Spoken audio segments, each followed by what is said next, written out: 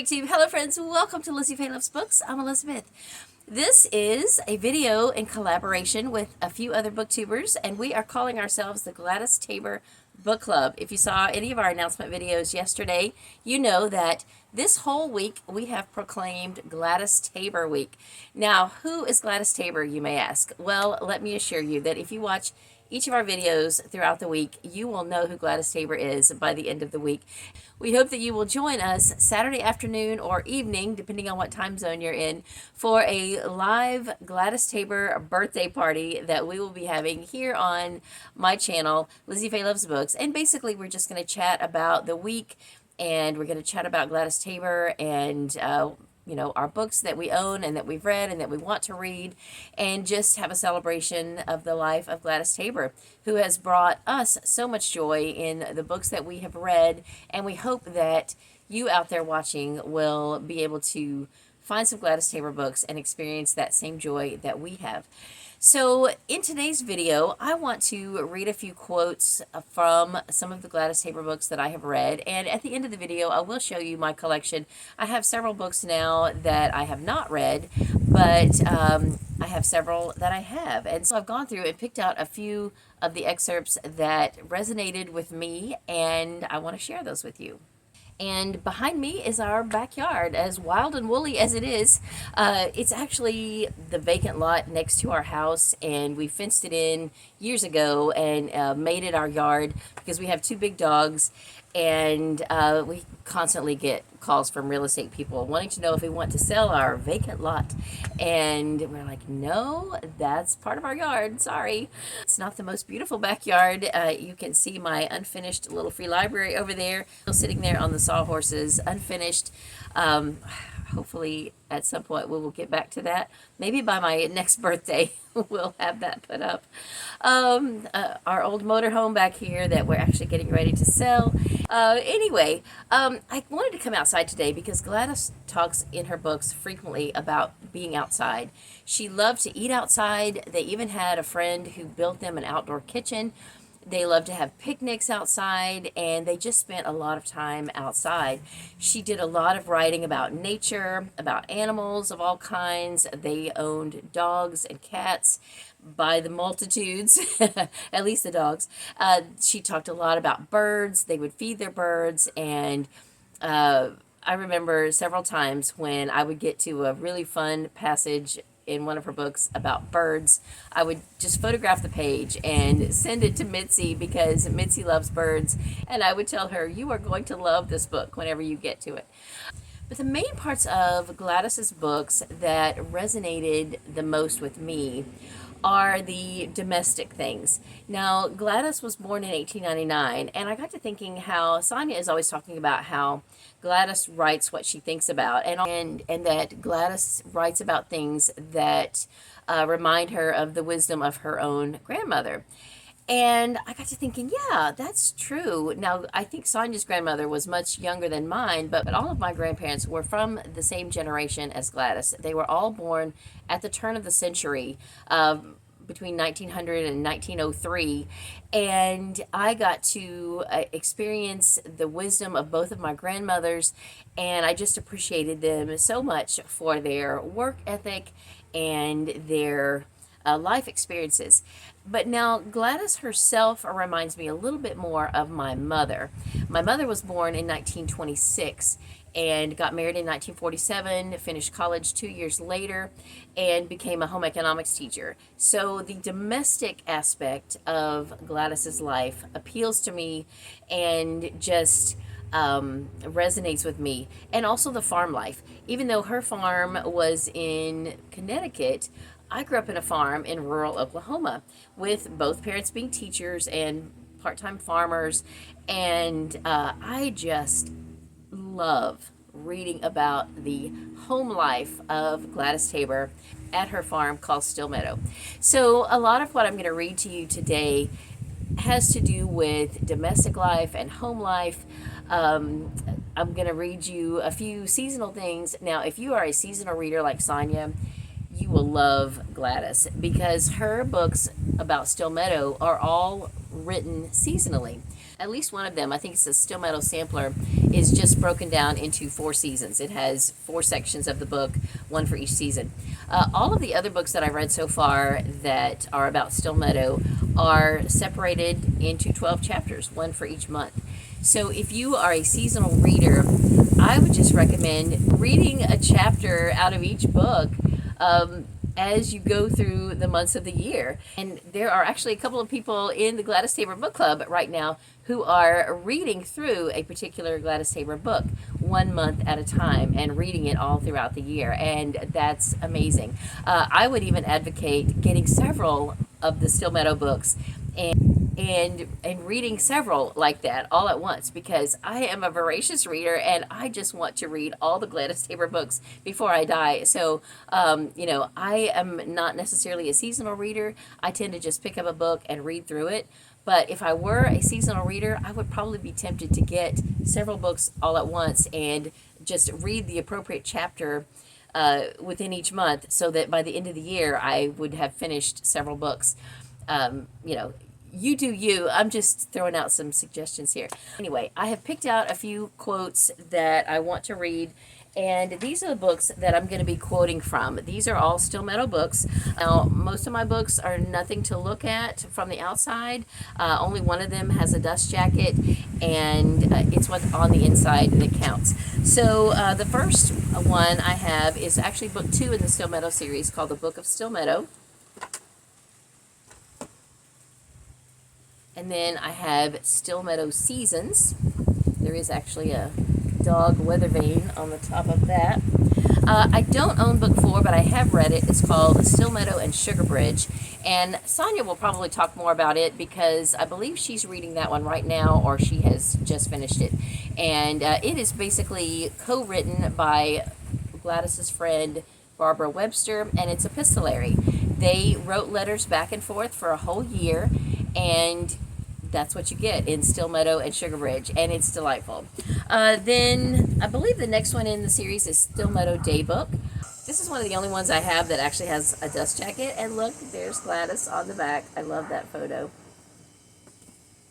And then the Stillmeadow Sampler, which I believe is the first Gladys Taber book that Sonia read, and this one is the one that's broken down into seasons, and she read it all last year through each season. Like, she read spring in the springtime and summer in the summertime, and I think that's a fantastic idea.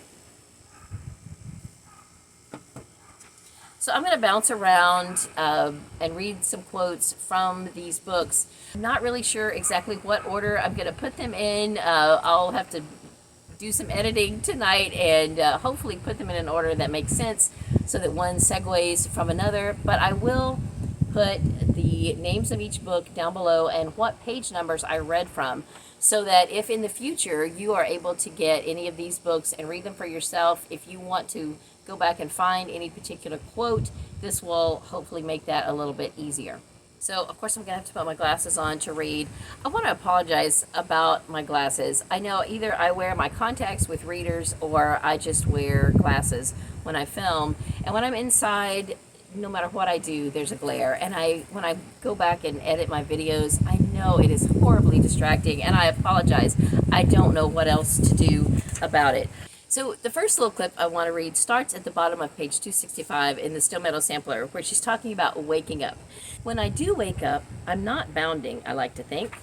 When the house is quiet and nobody is banging around, I can stay tucked in comfortably and let my thoughts wander. I think first, properly, of what I must do when I finally get up. I lay out the hours in neat chunks so that I have a plan, and plan is in all caps. Not that the plan has ever worked out, but I have made it. This resonates with me so much.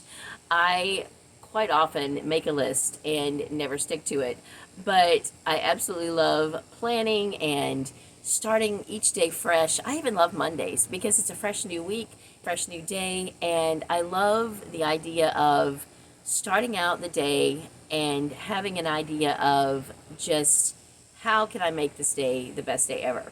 So I love that quote.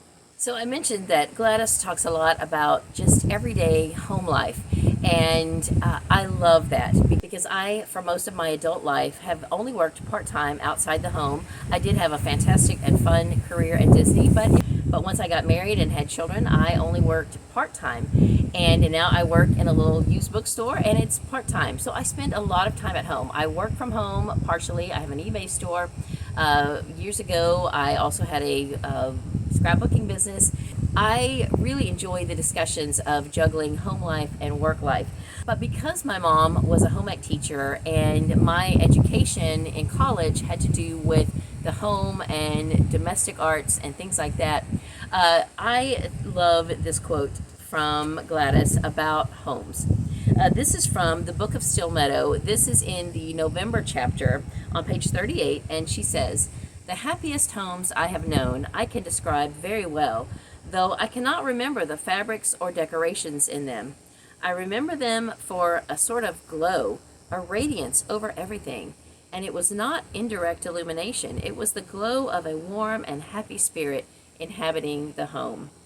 As for the actual physical components of a home, they can be very simple. It is how they are put together that gives them charm. Color, for instance, is not expensive. A room can be warm with daffodil yellow, or cool and quiet with apple green, or poetic with blue, whether the curtains be cotton or satin.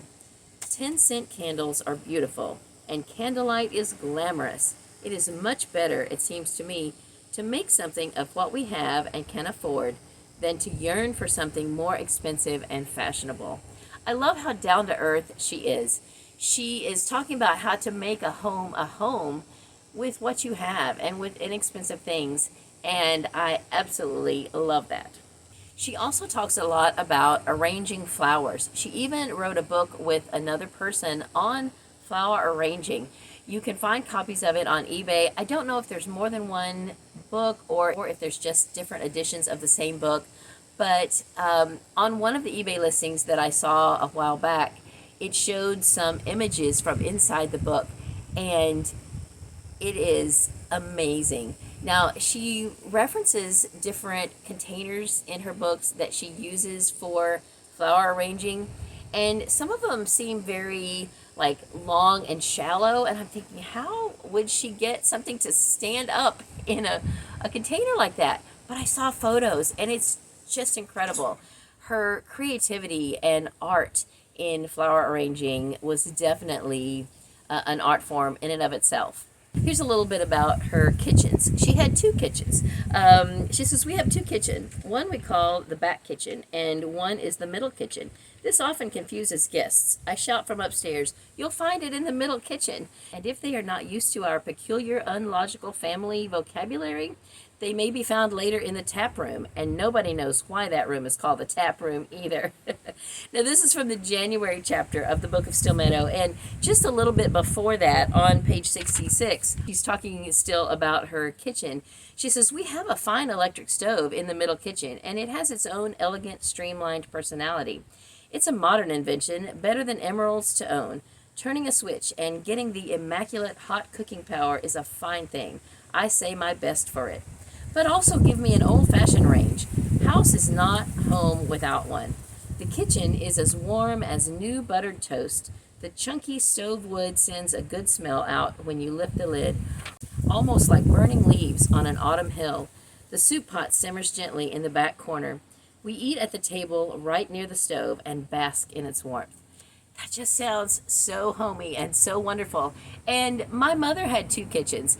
Not my entire life, but for all of my life, we had our main kitchen. But in the 80s, mid-80s, my parents built on an addition to our home that had what my mother called a utility room, but sounds very much like what Gladys calls her back kitchen. She put a wood stove in. She also had an electric range top, but she used that kitchen or utility room for her canning. She also put her washer and dryer in there. She took it out of the garage and moved it up to the utility room. She filled it with cabinets and bookshelves going up the hall to what was then to be her new guest room and bathroom. And it was just a wonderful new addition to our home.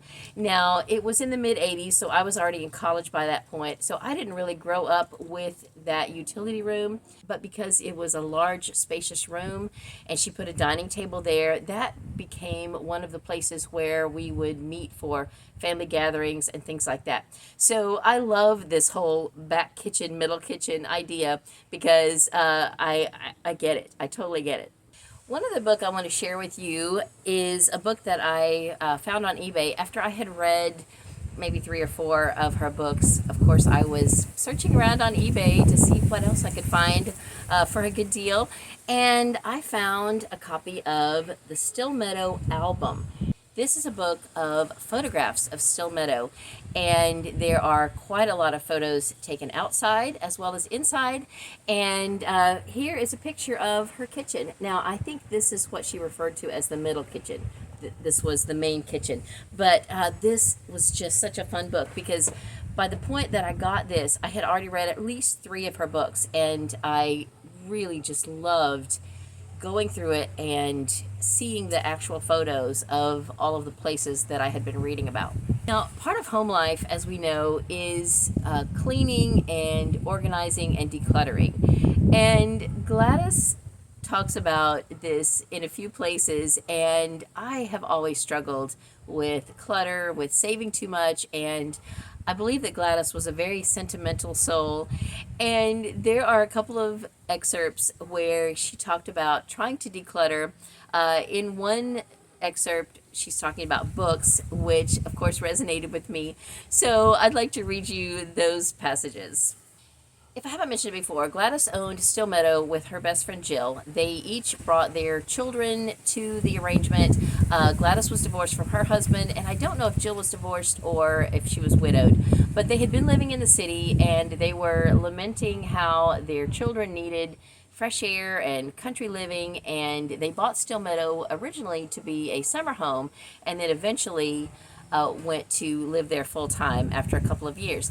So Jill is very much a part of the household. Now, Jill's real name was not Jill. I believe it was Eleanor, but in the books she's referred to as Jill. I think that was probably Gladys's way of trying to safeguard her privacy just a little bit because, you know, I think Gladys was a well-known writer and she wanted to, you know, just be mindful of, you know, using actual names and real names and things like that. So because Gladys refers to her as Jill, that's how I'm going to refer to her. Jill was the gardener and the organizer and the fixer. And so on page 94 of the February chapter of the Book of Stillmeadow, Jill says this is the time of year to reorganize everything in terms of what is oftenest used and where it is kept. She is certainly right. And if I were an organizing person, I should instantly wrestle with the jammed-up china cupboards and pack up those dishes never picked up except to dust. Also, sorting out old letters and bills and straightening the sewing basket. Yes, this is the month to review the whole inside of the house at Stillmeadow. Building additional shelves here and there and then filling them up is a February job. Though Jill often lays down the hammer to say despondently, "It isn't much good if you stand right behind me with armloads more of junk to park on them before I even get them painted. The trouble is that I pick up a cracked ironstone plate, I get to admiring the glaze and the way the edge is scalloped, and I think it is nice to look at, with the candlelight glimmering on the soft finish, and back goes the plate in the same old spot." "Have you used this in 5 years?" Jill says in an executive tone. "No," I admit feebly. "But I know I might put peanuts or something in it." "Peanuts?" says Jill. Very often, after one of these reorganizing bouts, I will be able to pack away 2 chipped butter plates, 1 broken fork, and 10 of the 50 meat skewers from the silver drawer. Then I relax with some old book that ought to be thrown out for scrap and say happily, "Isn't it nice to get all organized before the outside work begins?" Jill usually does not answer. She is reading seed catalogs, so I suggest brightly that she throw away all the old ones. "I need them to refer to," she says haughtily, "to know what we planted in past years. I write in the margins." So we each have our own thing that we want to keep, save, and collect. And one of the collections that quite often Gladys talks about is her milk glass. There is a picture of it here in the Stillmeadow album, and I just think that is beautiful. And since she mentioned seed catalogs in that other section, a little farther in the book, still in the February chapter on page 85, she says, "It's catalog time again, and there's never so fair a garden as the one that grows during a blizzard on the colorful pages of the seed books. The seedsmen ought to be subsidized by the government because their catalogs bring hope of spring and summer to winter-worn folk. In the postman's bag lie orchards and rose gardens and acres of bouncing vegetables, all done in brown paper. And it seems a miracle to me that for a few cents you can buy beauty and nourishment. And I wonder what the seedsmen buy that's half as precious as the stuff they sell." I remember getting seed catalogs when I was young. My parents would do the same. They would look through those. We many times had a very large garden, and it felt like my dad made the longest rows possible. My dad even took a section of pasture land that was through the gate and up the hill past our backyard, and the rows were as far as the eye could see. And he would say, "Plant that row," or "hoe that row," and I'm like, "Where's the end?" My goodness. Gardening was a chore for me. And as a result, I never really learned to be very good at it. But I love the idea of it. I love the idea of just going out in your backyard and watching things grow. My parents both had wonderful green thumbs. I just do not. I am a plant killer. When I do buy a plant or someone gives me a plant, I kind of feel like I need to apologize to it ahead of time. But I love reading about it, and I love the idea of a garden. Since I was just talking about seed catalogs, I happen to think, oh, I should break this up a little bit and film in another location. So I'm at our back fence, and I wanted you to see our honeysuckle. It's in bloom right now, and it smells wonderful. And even though I'm done talking about seeds and growing things, I have a little section here where she talks about dogs and also her own yard and painting her picket fence. So this is from the book of Stillmeadow. This is in the May chapter on pages 156 and 157. "The picket fence must have a new coat. It should be done before the roses are too far along. I thought we might buy a couple of cans of white paint, keep several brushes ready, and ask every guest to do his picket while I fix dinner." A little aside, there were always guests at Stillmeadow. I feel like that people just felt so at home there that they made themselves at home, and they would, in fact, be willing to paint a picket fence while they were there. I mentioned at some point in this video that there was a friend who built them an outdoor kitchen, and he would come and use it. So people were always in and out. She talks quite frequently about having guests and how they just learned to make themselves at home. So I have no doubt that it would be very reasonable for them to help paint the picket fence. Anyway, she says, "I like to paint, but I can't paint pickets. It's the most maddening job in the world. You never seem to be getting anywhere." I think of Tom Sawyer when I think of this too. "The line of unpainted pickets stretches to the horizon, and there are no individual differences in the pickets to assure that you have progressed. If you are painting outside, 16 spaniel noses are thrust through the pickets toward you, and rows of wistful dark eyes implore you to let them out. The noses are already frosted with white paint. It's very hard to paint around a sniffing nose that sticks out between two freshly white pickets. The dogs have to be shut up, and the sound of mourning fills the land." She also talks a lot about her dogs in her Stillmeadow books. They raised Cocker Spaniels. They also usually had an Irish Setter. And she loves to talk about the dogs. The dogs were an important part of life at Stillmeadow. They raised champion show dogs. And she does say a couple of times that they chose dogs because they wanted to raise animals, but they didn't want to raise an animal that you had to kill. And so that they raised dogs. So I love that. I believe I've also read that they raised chickens, but just for eggs, not to eat the actual chicken. And I think that's fantastic. Before I wrap this up, I need to mention cats, because Gladys almost always had cats, And during her time at Stillmeadow, she incorporates stories about the cats in her Stillmeadow books. She also has at least one, maybe more than one, book about other cats in her life. There is a book about Amber. I have not read that yet. But during her time at Stillmeadow, two of the cats that she had were Tigger and Esme.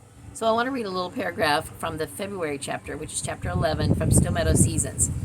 Tigger always gets his own way, but he's more polite about it than Esme. When he wants something, he suggests in a soft voice that it would make you happy to give it to him. If ignored, he just sits and looks steadily at you. Next, he rubs you gently, but firmly. Finally, he utters a faint cry, indicating that life is ebbing from his sturdy frame by the moment. Then he gets it. Cats know how to get what they want. Going back to domestic things, I have marked several different places that I want to share with you. In the Stillmeadow Seasons book, chapter 5, which is the August chapter, she has been talking about reading an old letter from someone, maybe that an author shared in a book or something, maybe an epistolary book, I don't know. And I won't go into all of that. But anyway, she refers to a character named Mistress Margaret Clark. And she said, now keep in mind, she's writing this in like either the late 40s or early 50s. And, for her then, these were modern marvels. She says, what would Mistress Margaret Clark have said if she wandered into our kitchen and saw the pressure cooker at work? Witchcraft, no doubt. And the range? The invention of the devil. As for the washing machine, it would throw even the steady husband into fits. Then there's the radio, beginning so happily for us in the morning with Bob Smith and going right on through to the hit parade. I'll stop right there because the hit parade reminds me of a story my mom used to tell me, how as a girl in the 30s and early 40s, she would come in, they would be working in the fields all day and everything, and if she could get a minute to herself, she would turn on the radio for the hit parade. And there was once when her father came in after her from outside and turned the radio off and said, turn off that rot. Big band music back then, which now we think of as, of course, very old-fashioned and classic. But back then, that was the modern music. And I can't imagine what my papa would have thought today about, music from even the rock and roll from the 70s and pop music from the 80s. So that whole story just made me laugh. Now, I mentioned earlier in the video that Gladys talks quite often about picnics and eating outside, even cooking outside, and she just makes it sound so delightful. Now, I can imagine how much work it would be to prepare your food and carry it outside, but I think she was all set up to even cook outside. They had a friend, she talks about in one of her books, who came and built an outdoor kitchen for them. It just sounds great to me, although it still does sound like a lot of work. She says, bacon and eggs cooked over a low fire of applewood sticks are about perfect, with rolls toasting on the hot stones at the side of the fire. We pack a bowl of fresh garden lettuce and put whole ripe tomatoes, crisp onion slices, and carrot slivers in it, and dressing is in a smaller bowl. We call it a finger salad. You dip your tomato in the garlic dressing or just salt it and eat it out of hand. For dessert, we can have ice cream with fresh peaches carried in an insulated bag, or just a bowl of blueberries and cream, or a plate of mixed cheese and crisp wafers and early sweet grapes. That sounds delicious. Vacuum bottled coffee is fine when we don't want to cook it over the fire.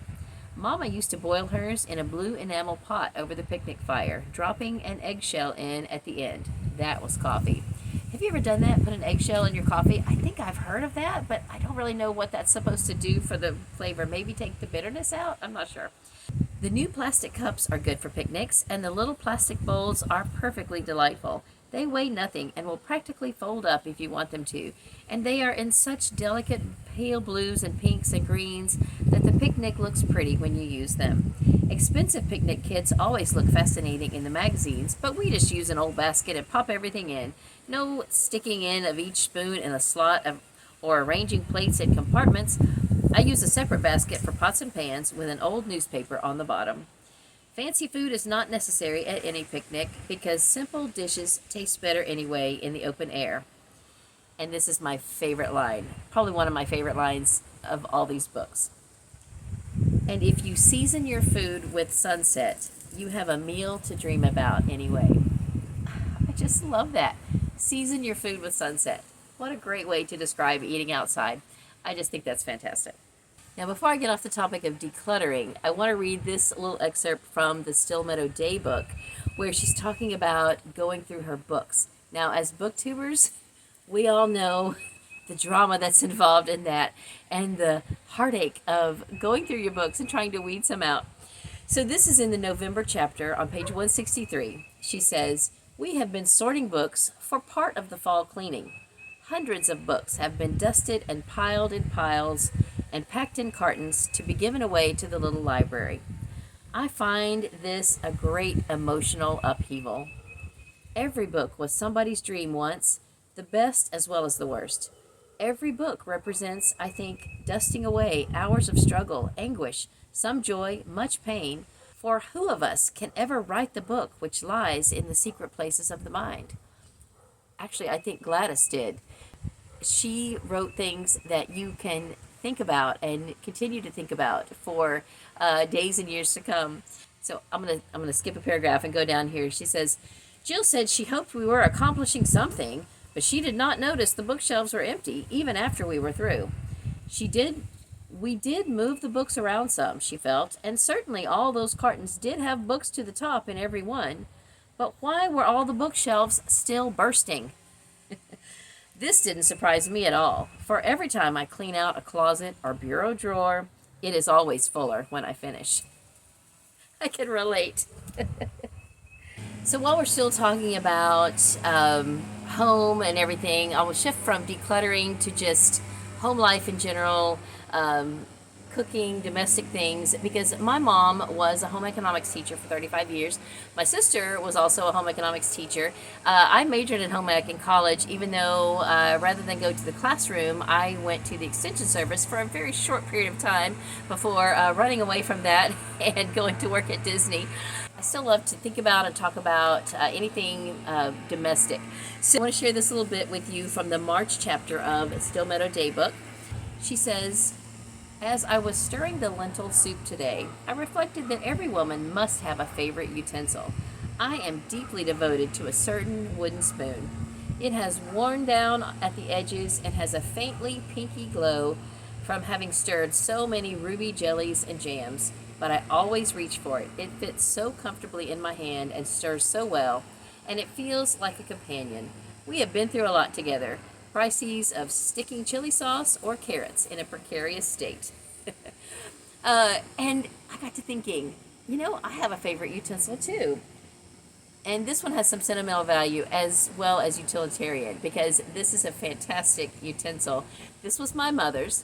I'm not really sure what you would call it. A multi-tined fork? I don't really know. But this is better than a wire whisk. This is better than a fork. It's fantastic. It is very worn. In fact, this little aluminum part that covers the wood had come off at one point, and I asked my husband to glue it. He does all the super gluing around here because I'm afraid of gluing my fingers together. My mother uses primarily for breads that were made from batter, like cornbread. This fork has probably whipped up thousands of batches of cornbread batter in my mother's lifetime, and I've had it for several years now, and almost every Monday morning I make waffles from scratch. I make a double batch. We eat what we want, and then the rest go in the freezer.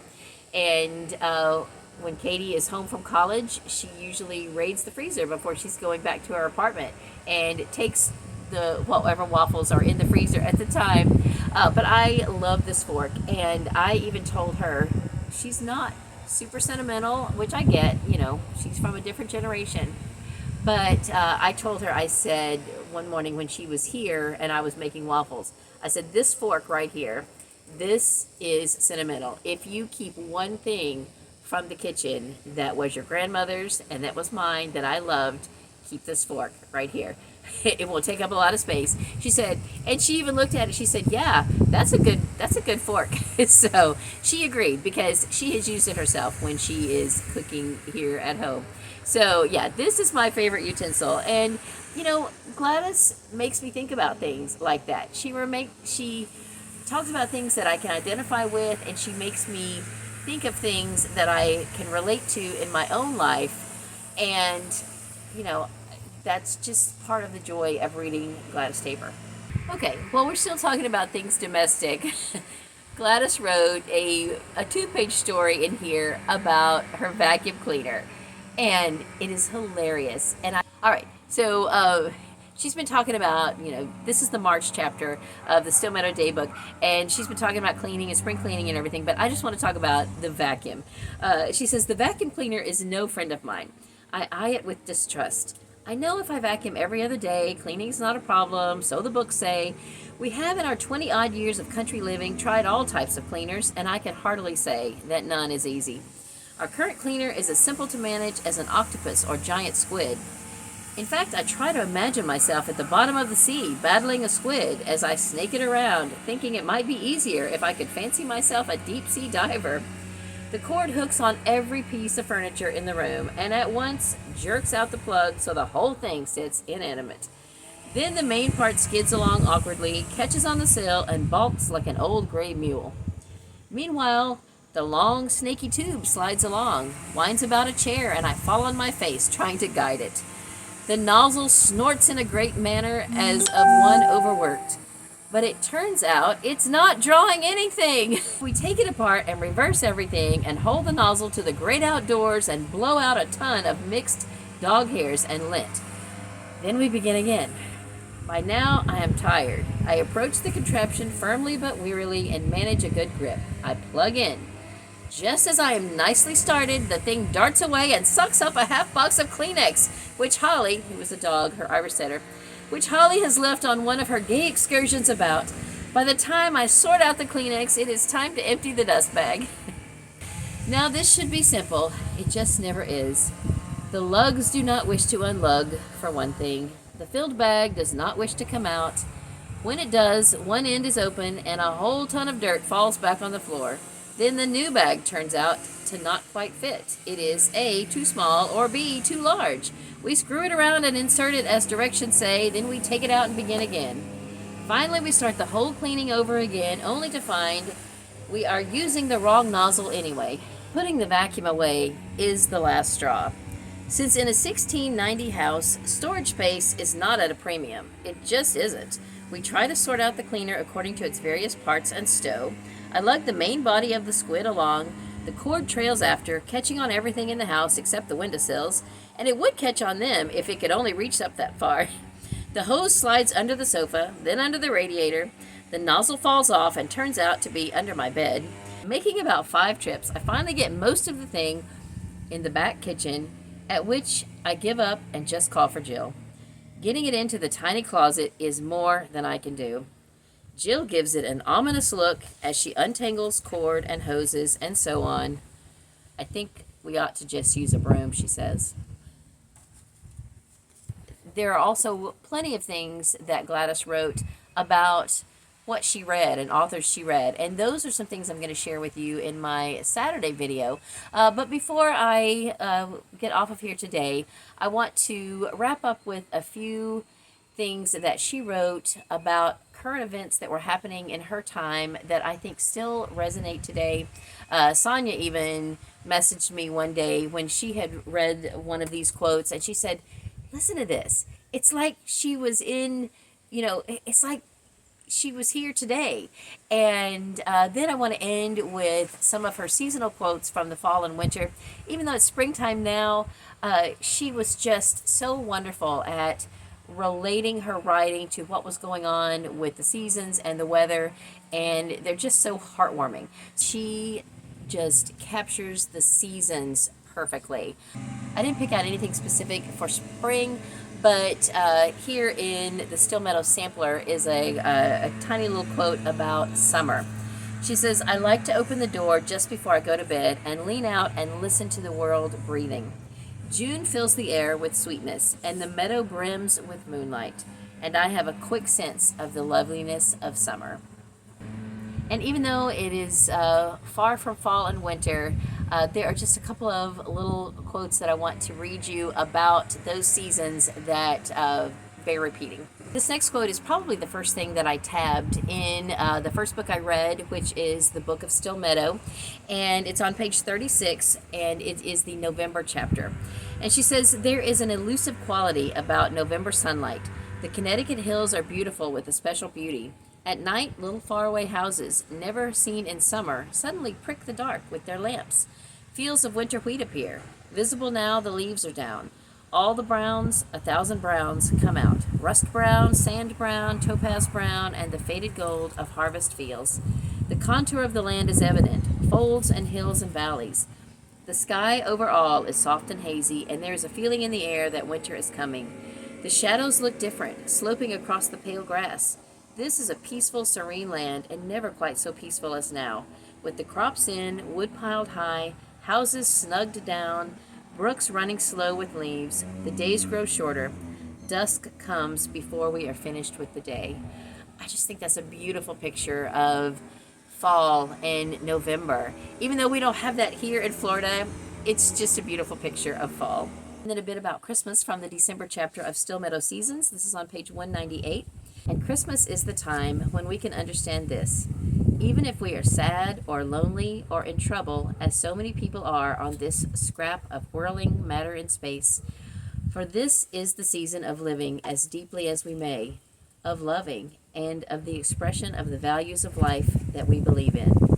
From the smallest little card, which says Merry Christmas, to the most expensive present that can be bought.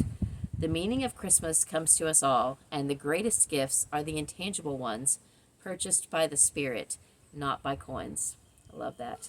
And then on page 220 in Stillmeadow Seasons, she's bringing in the new year, and she says, "As I turn back toward the little white house on New Year's evening, I wish with all my heart that the serenity of woods and hills and valleys could be shared with the whole restless and uneasy world. Happy New Year, I say softly, and the wind in the leafless hazel bush picks up my words and carries them on a far away toward tomorrow." And with that, I want to just do two more little quotes regarding life in general, regarding her philosophy of life. She was writing this on the heels of World War II and at the beginning of the Cold War, and it is just so perfect even for today's political climate and things like that, that I want to share it with you. And I believe this is one of the quotes that Sonia also read about the same time I was. When she was finishing up Stillmeadow Sampler, she had been reading it all year, and I kind of crunched it all into 1 month. And she read this passage just before I did, and it really does resonate with today's world, even though it was written decades ago. There's a bit on page 88 and a bit on page 125, and then we're going to wrap it up. "I'm very glad that it is not up to me to decide whether the tests shall go on or not. It is not up to me, being a plain country woman, to settle world politics or create new satellites. I think if every nation begins whirling things around in space, there will be repercussions from space which may be lethal. But I have decided that it is my business to live my life as best I can. In season we plant. In season we harvest the crops. In season we pile the apple logs on the fire. And here at Stillmeadow we try to live each day as if it were a fresh gift from God," which it is. "The sun shines, the rain falls, the snow blots out the windows still. Birds come as usual, they nest at the same time. And insofar as we are able, we help out our neighbors, whether they live down the road or in Hungary. We share what we have, whether it is money or blankets or seeds for planting in some foreign soil." So that section goes on, but I'm going to skip over to page 125. I'm still in the summer section. And this, to me, is just the epitome of a wonderful philosophy of life. She says, "What has my day been worth, this unit of time given to me? Possibly I said a comforting word where it was needed, or offered practical help to someone in trouble. Nothing world-shaking, to be sure. I cannot influence the world. I can only live every day as well as I can, keeping my home, cherishing my neighbors, helping the community in a small way. I thought I'd come back inside to wrap this up. I want to show you the Gladys Taber books that I own in case you are interested in seeing my collection. Now, I did fail to mention in my announcement video that before you start, going willy-nilly and purchasing a bunch of books, check your local library.